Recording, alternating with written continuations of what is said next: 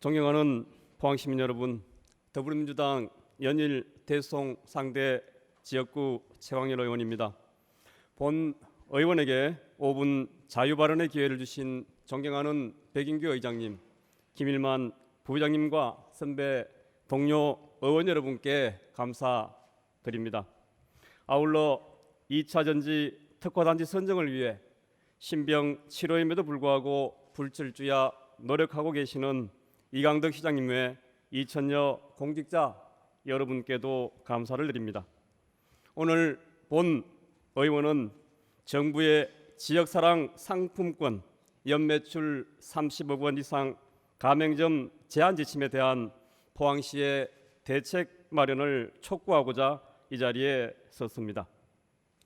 포항사랑 상품권은 2022년 말까지 누적 1조 6,630억 원이 발행되었으며 특히 지류형 상품권 10% 특별 할인 판매 기간에는 많은 금융기관에서 2, 3일 만에 동의할 정도로 포항 시민들에게 큰 호응을 얻고 있습니다.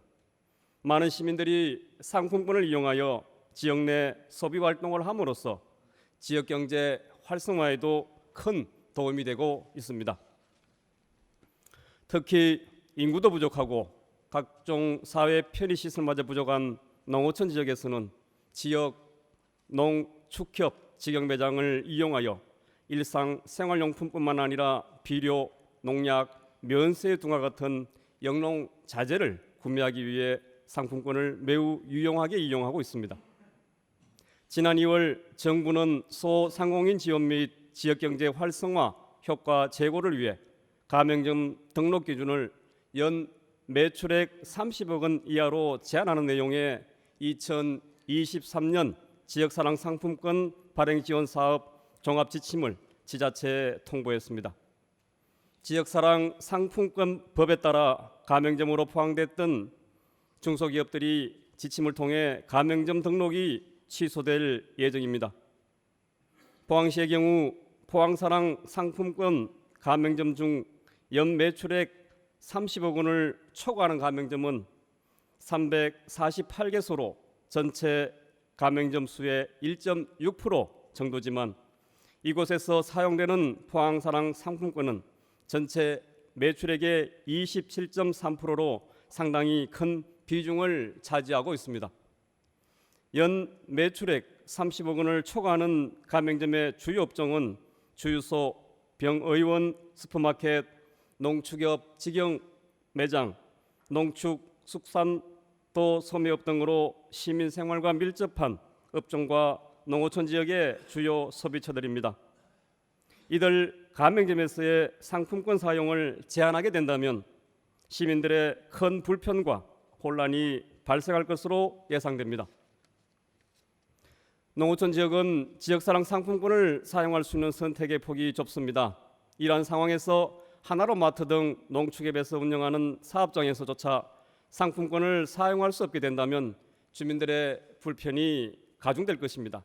특히 고령의 농어촌 주민들이 대중교통을 이용해 도시지역으로 나가 상품권을 사용하는 것은 쉬운 일이 아니며 본래의 상품권 도입의 취지와도 맞지 않을 것입니다.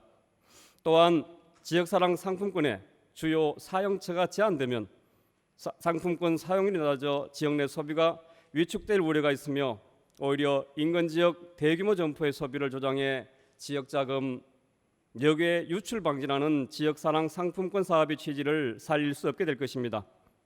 정부의 소상공인을 집중적으로 지원하려는 취지는 공감하나 법률과 조례에 따라 지자체장이 발행하는 지역사랑 상품권 가맹점 등록에 대해 전국 일률적인 기준으로 제한하는 지침은 지역적 특성을 고려하지 않은 불합리한 규제라 할 것입니다.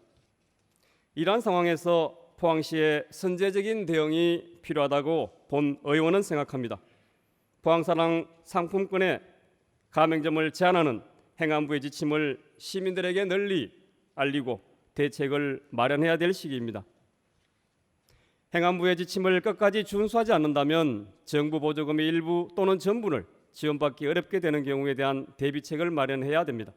그와 반대로 행안부의 지침을 수용해서 연매출 30억 초과의 가맹점을 제외시켜야 될 상황이 된다면 그 상황이 오기 전에 포항 시민들에게 특히 면 단위에 사는 농어촌민들을 위해 현재 지역 농협의 직영점에 의존하고 있는 소비 구조에 대한 대안을 제시해야 할 것입니다.